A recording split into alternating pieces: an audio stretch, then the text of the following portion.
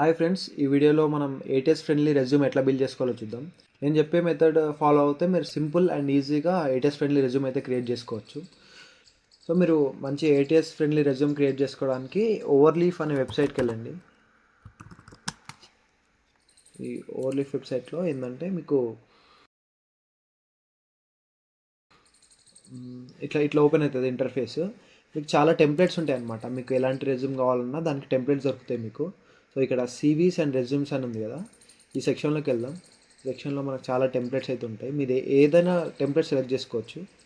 మన రెజ్యూమ్ ఎట్లా ఉండాలంటే సింగిల్ ఆర్ 2 కలర్స్ మ్యాక్సిమం ఉండాలి. ఇక్కడ చూడొచ్చు, అంటే మరీ కలర్ఫుల్ ఉంటే కూడా ప్రొఫెషనల్గా అనిపించదు. సో ఇక్కడ మరీ ఇక్కడ కలర్ఫుల్ ఒక లైన్ వచ్చింది, నాకు ఎందుకు నచ్చట్లేదు. ఇక్కడ 2 3 కలర్స్ ఉన్నాయి. సో ఇది కూడా అంత బాగాలేదు. నాకు ఇది కొంచెం బెటర్ అనిపిస్తుంది. దీంట్లో సింగిల్ కలర్ ఉంది. సో నేను దీన్ని సెలెక్ట్ చేసుకుంటున్నా. అండ్ ఇక్కడ ఓపెన్ యాజ్ టెంప్లెట్ అని ఉంది కదా, దీన్ని క్లిక్ చేసుకుంటే దీని కోడ్ అనేది మనకు ఓపెన్ అయిపోతుంది. ఇక్కడ లేటెక్స్ కోడ్ ఉంటుంది. ఇది సపరేట్ ఫైల్ ఫార్మాట్ అనమాట. ఇది మనం ఇట్లా ఫార్మాట్ ఇట్లా ఉంటుంది. దీని గురించి మీరు ఎక్కువ ఆలోచించాల్సిన అవసరం లేదు. ఇక్కడ మీరు చూడొచ్చు, హరీష్ భరన్ నేమ్ ఉంది. ఇది టెంప్లెట్లో నేము. ఇక్కడ మీరు చూడొచ్చు, ఇక్కడ నేమ్ ఉంది. ఇక్కడ చేంజ్ చేసి ఇక్కడ చేంజ్ అవుతుంది అనమాట. ఇప్పుడు చూపిస్తాను మీకు. ఫర్ ఎగ్జాంపుల్ మహేష్ అని టైప్ చేస్తున్నాం. మహేష్ అని టైప్ చేసిన తర్వాత ఇక్కడ రీకంపైల్ చేయాలన్నమాట. రీకంపైల్ చేస్తే మనకి ఇక్కడ ఈ నేమ్ అనేది చేంజ్ అయిపోతుంది. మహేష్ అని వచ్చింది చూడొచ్చు. ఇప్పుడు నేను ఏం చేస్తున్నా అంటే, ఇక్కడ లెఫ్ట్ సైడ్లో ఉన్న లేటెక్స్, ఇది ఫార్మాట్ పేరు లేటెక్స్.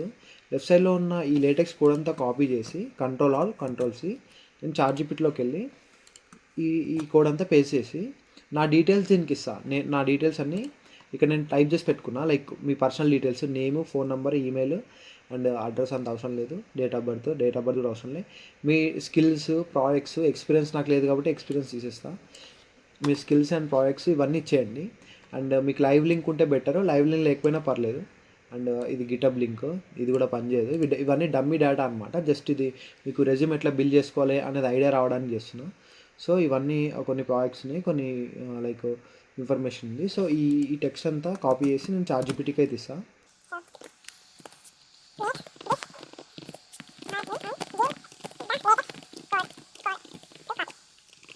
ఓకే, దీనికైతే మన లేటెక్స్ ఫైల్ ముందున్న టెంప్లెట్ లేటెక్స్ ఫైల్ కోడ్ ఇచ్చి అండ్ మన డీటెయిల్స్ ఇచ్చి నాకు రెజ్యూమ్ బిల్డ్ చేసి అంటే ఇది లేటెక్స్లోనే కోడ్ రాస్తుంది చూడొచ్చు మీరు.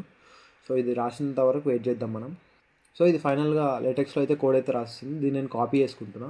ఈ వెబ్సైట్లోకి వెళ్ళి ఇక్కడ మనం ఈ కోడ్ని సెలెక్ట్ చేసి ఇప్పుడు చార్ట్‌జీపీటీ అప్డేట్ చేసిన కోడ్ని నేను పేస్ట్ చేస్తున్నా. పేస్ట్ చేసి ఇక్కడ రీకంపైల్ కొడదాం. ఇప్పుడు చూడొచ్చు, నాకు ఎలాంటి రెజ్యూమ్ కావాలో నా స్కిల్స్ అండ్ నా ఈమెయిల్ ఐడి అన్నీ ఫిల్ చేసి ఇక్కడ ఇస్తుంది.